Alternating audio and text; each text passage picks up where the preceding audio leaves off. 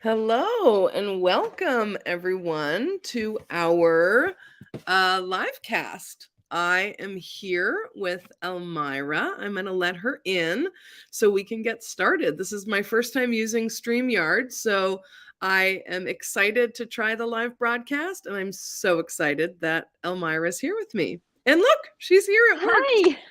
Hi. Hi, you hear me well? I can hear you just fine. How are you today? I'm so sorry. This is my first time too, and I had such a hard time logging in here. I'm so sorry for being late. Oh, you're fine. We're Yeah. right on time. And this is going to be our first chance to try this out. I think what's nice about this platform is when people comment across platforms, I can just pop them in and we can read. So we'll see if people join us today. And if not, we'll have a great chat and just practice it. Sounds good. Sounds good. How are you? I'm doing well. I'm doing well. Doing all right? We just It's wrapped it's up our, finally sunny here in this area. It was pretty cloudy it past week. was. It was definitely. Yeah. Elmira and I are just across the bay from each other, so Yep. we can possibly, could have done this in person, I'm sure. Yeah, I believe so. Yeah. Oh, I'm Well, glad to be here. Yeah. I'm so excited to have you. So I'm calling from Oakland. Elmira's over in San Francisco. This is the land of the Lashana people.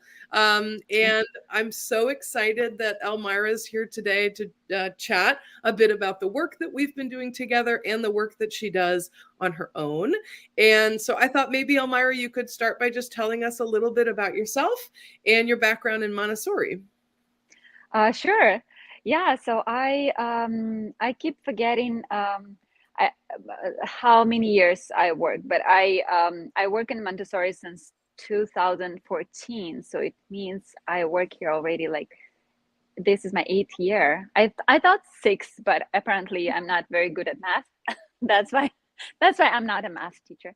But anyway, um, yeah, I fell in love with it when I joined a school in Moscow. At that time, I worked in Moscow, and my journey began working as an assistant in a Montessori class. And I thought at that moment when I entered the class, I thought, oh my goodness, I am an Alice in Wonderland. Everything is so tiny, everything is so cute. And obviously the just the beauty of the classroom, everything is prepared. Like, oh, that makes so much sense. And they can be so independent, so confident here. I never wanted to work in a daycare just because I didn't see the purpose, like just feeding them, changing diapers, and all of that. But this this education is completely different. They are doing all of that independently. We have a goal. We go to. So that's where I fell in love, and I'm like, let me try to go to a training and be a Montessori teacher. So in 2017, I got my 0 to 3 training from Denver, the Montessori Institute, and I work as a lead teacher since then. My first job was in Moscow, International Montessori Center in Moscow. Then I moved to New York, and for about a year, I worked with infants. And not The year after, I moved to LA, and now I am here in San Francisco. So as you can see, I'm a big traveler. um, and I worked with both age groups. I worked with infants and toddlers. They're so different. This age groups completely different, going through completely different milestones. So it's a lot of fun. Yeah, I Yeah, bet. I love working with that. And one of the things that is so striking, I think, for me about Montessori is how consistent the approach is because it's based on a universal child development. So, probably, the schools that you were at in LA or Moscow or San Francisco, there's a lot of similarity with the approach and the kind of environments that you're in. Totally. There are differences in the terms how parents raise their children, Mhm. especially if you compare Russia to the US. Mhm. But overall, you can definitely see the stages, developmental stages are completely the same. Everything, like you said, there are so many things that are universal Mhm. besides the culture aspect. Yeah, Yeah. so Yeah. that was amazing experience for me to to see all of these things with my own eyes and experience that. Mhm. Yeah. Yeah, no, definitely. I think everybody's got their own journey as a Montessori teacher, just sort of discovering that. Um, Yeah. but thinking about the different sort of parents and different cultures for parenting children, that's a great segue into my next question, which is, as you've been on this journey as a Montessori teacher, you've now joined the facilitation team at the PEACE program, where Mm. we really center on parenting education and really providing a cross-cultural support system for families to learn more about child development in a really culturally responsive way. So how did you get here? Where did your sort of interest and passion towards parenting education really show up? A first time I tried working with parents, it was in New York, and there was no one willing to lead parent and child classes. It was a 3 months program, and I was offered that opportunity. I'm like, I'm still very inexperienced. I'm very young. I'm not sure, but oh, let me try. If I mean, because there was no other teacher who could lead it, and so just by, I guess, pure accident, I tried my first time talking to parents, and I realized that parents need so much support that they are thriving to have. And they were very open, very friendly. I don't know, I imagine dragons, I guess, in the beginning. But yeah, it was such a wonderful time chatting with them. Not only I was able to give them the answers from my experience working with the children in the class, but also they were able to communicate and learn from each other, have support from each other.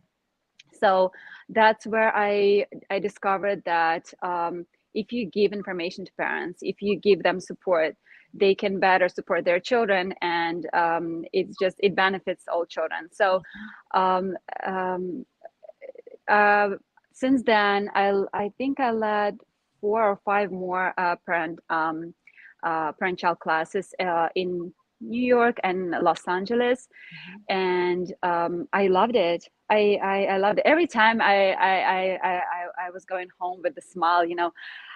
It was just an amazing experience. They were uplifting me. I was helping them. It was a very very good collaboration, I'd say. Uh-huh. And children were in a prepared environment, socializing with each other and learning new skills. So it was just a great experience. So I thought, I knew that at some point I want to expand it, and um, to work with parents more. Um, Share my experience, share my knowledge, discuss with them any issues that may come up. And so that's how, when I saw your email about starting this PEACE program, like, oh, this is exactly what I want. And this is exactly what I need. And I hope I can contribute to this program.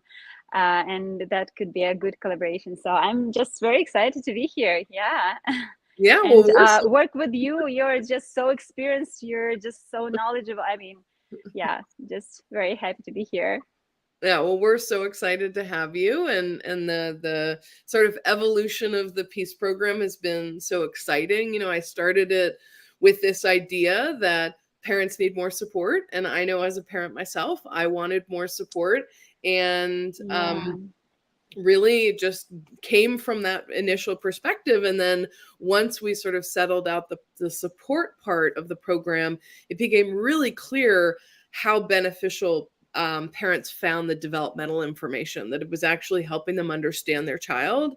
And once I had those two parts, it was like, oh my goodness, we should all be doing this for families. And so I'm Exactly. just so excited to be I expanding the team and to be able to bring that. I totally feel you. When my son was born, at that moment I was a single mom. For 1.5 years, I was a single mom, Mhm. and I was so overwhelmed. First thing, I guess I was not ready to be a parent. I didn't know what it means to be a parent, and all Yeah. of a sudden you're here with this baby 24/7, and there's no support outside of you. There were moments when he was crying and I was crying. I was rocking him and crying with him. I was trying to find information. I didn't know about Montessori at that moment yet, and I was trying to find the information to Google it, but there's so many contradict Mhm. information there. It was very overwhelming for me Yeah. because one website says one thing, another, and they're all very sure of their opinion. you know they're like, well, I don't know, it doesn't work for me. Maybe I am a bad mom. Am I doing something wrong? Yeah. So yeah, for sure. Yeah, that I feel like we, as parents and particularly mothers, we turn a lot of that inward instead of questioning, like, where is this information coming from and who's Yeah, sort of sharing it? And the one thing we know about development is that it's both predictable and there's this individual path. So there's sort of a general progression that's pretty set, but then where the child is. And so any approach has to be responsive and adaptable to the child itself, which is, for me, what's so exciting about the Montessori method is that it really allows for that observation and adaptation to the individual child, which makes it feel like there's not like a program that you have to follow. And then if it doesn't work for your kid, you turn it inward and makes you feel like you're a bad parent or that you failed. exactly.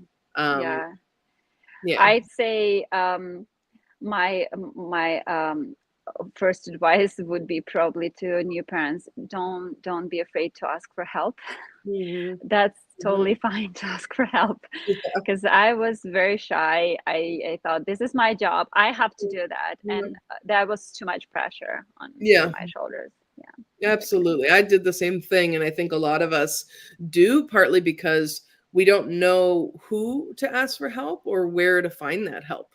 Because, Yeah, I think for me, it was a big turning point. I mean, I was floundering in the beginning. I was having a really, really hard time, and I had a really difficult labor and delivery experience. And it wasn't until I found a mom support group that I just sat there for probably 4 weeks. I didn't say anything, but just being in community with other people, hearing the questions they were asking, how easy it was for some people who to be able to ask questions, it gave me the confidence to sort of say, okay, well, I've found a place to ask and I'm now comfortable asking, that I can finally ask some questions and get yeah, some answers.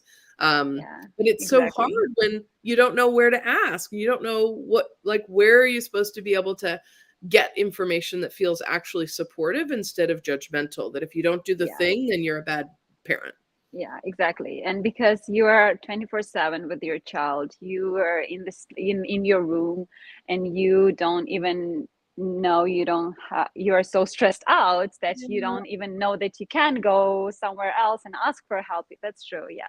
It's Yeah. just yeah, like a cycle. You're Yeah, turning it at. it is. Yeah. And so for you, as you think back on that challenging time and that you're learning to ask for help, how did you overcome that? Like where did you end up finding support systems? Where did you find information? Like was that a point when you found Montessori, or what did that look like for you? I did found Montessori when he was 1.5, I believe. Uh-huh. Because I was Googling a lot of Yeah. stuff. Of course, I found Montessori, and I tried. I didn't know a lot about Montessori, but I saw the language presentations, how they're done in Montessori environment, and I tried to do some to work on language with my son with cards and objects, and I saw that it's working. He's learning all this objects names, and it was in English. It was not in Russian. I don't know. Somehow I decided, because my native language is Ukrainian and Russian, but somehow I decided to do it in English. And he learned so many words. I saw that explosion of language, 1.5-year-old. Here we go. And I'm like, wow, it works. That's where I started to look into the Montessori education more deeply, and that's how I ended up working as an assistant in a Montessori. So it was like a step by step, little steps. Oh, let me try a bit more. Let me see how it works in the environment. Let me see, maybe with a different age group. So it was little by little until here I am. I wish I was a Montessori mom from the start, but at the same time, I understand that we all need support and a community, and having all this theory in my mind would not just help me. If I decide to have another child, would just not be enough. Because being a Montessori teacher and being a Montessori mom is a different different thing. Yeah, your own child is just it's a bit more stressful to have, even though you have all that theory. So yeah, I love Montessori. I think it just it makes so much sense. It's very easy to apply in any home.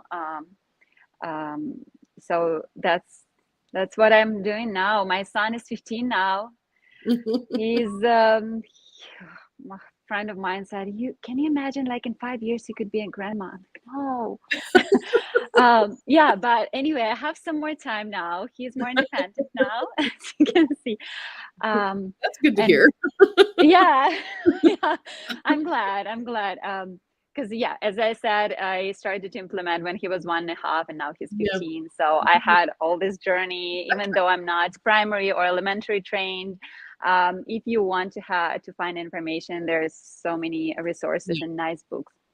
So yeah, now I have time to spread the word. Well, that's really wonderful. Well, you had talked about that it can be really easy, or that it's really practical to be able to bring Montessori home. And I'd be curious, for the parents watching, do you have a few of your sort of top ideas of how to bring Montessori into the home, or your main sort of things that you would say to parents, somebody who's new to Montessori?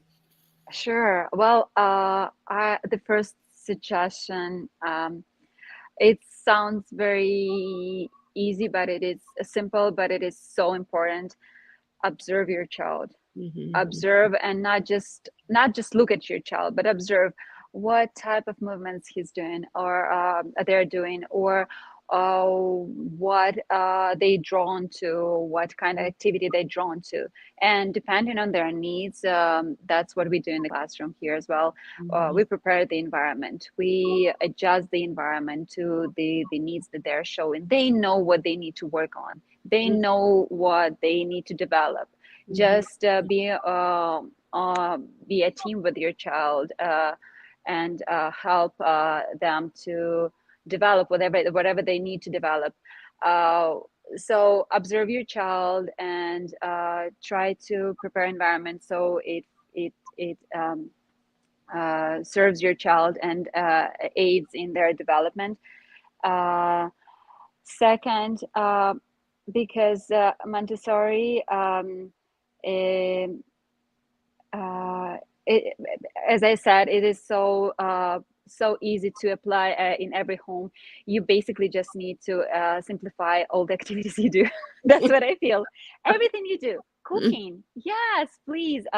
Language, just prepare books and be ready to be there with your child reading those books, and name all the objects your child wants you to name. All the practical life activities. every child loves cleaning. Just give them an opportunity to help you at home to do that. With it's not just your home. Well, probably your home is not going to be much cleaner from from what it was before, but eye-hand coordination will be developing, fine motor skills, gross motor skills, all of these very important skills there will be developing through that process. And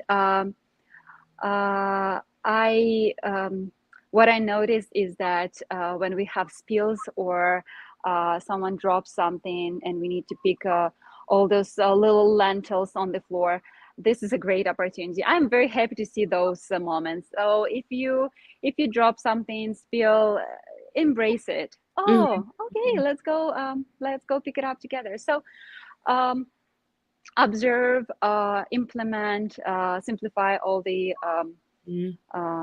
activities. And as for language, be prepared that you are the main resource in terms of language, and be ready to talk to your child, not about your child to your friends, but with your talk to your child. And I talk to children in my class as the same way I talk to adults. Be a model to them.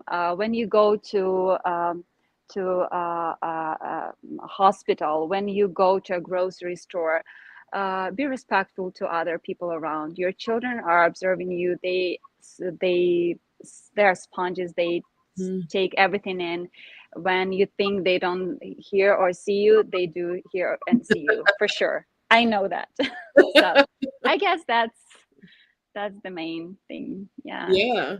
I love that. The observe, implement, simplify. That's what I was, as you were talking, I was like, ooh, that's a nice sort of 3-part package. And, as we wrap up today, just to sort of note that some of the things, especially if you're a parent on the call or a parent watching, just some of the things that might have come up in discussion were things around observation and how exactly do you do that, or wondering about how to actually curate practical life activities, or wondering about, how do you talk to your child? Because sometimes it can feel a little awkward trying to figure out what you're supposed to say. And so just as a resource, Parent Montessori is an app. It's free to download. And one of the programs that we have that all of this international team of facilitators is joining together on is something called cohorts. So cohorts is a place where families of similar aged children can come and be in community with each other. We have a weekly live call that's facilitated by one of our team. And we have asynchronous courses and an in-app community. So there's lots of different ways that you can engage and ask questions. But the idea is that you get to move away from the Googling and the sort of random social media places where you get a lot of contradictory advice, and come to a place where you can get really high quality information about your child's development in community. So you get both the information and the support. So I love all those suggestions. And if you want to dive a little bit deeper, please check out the app.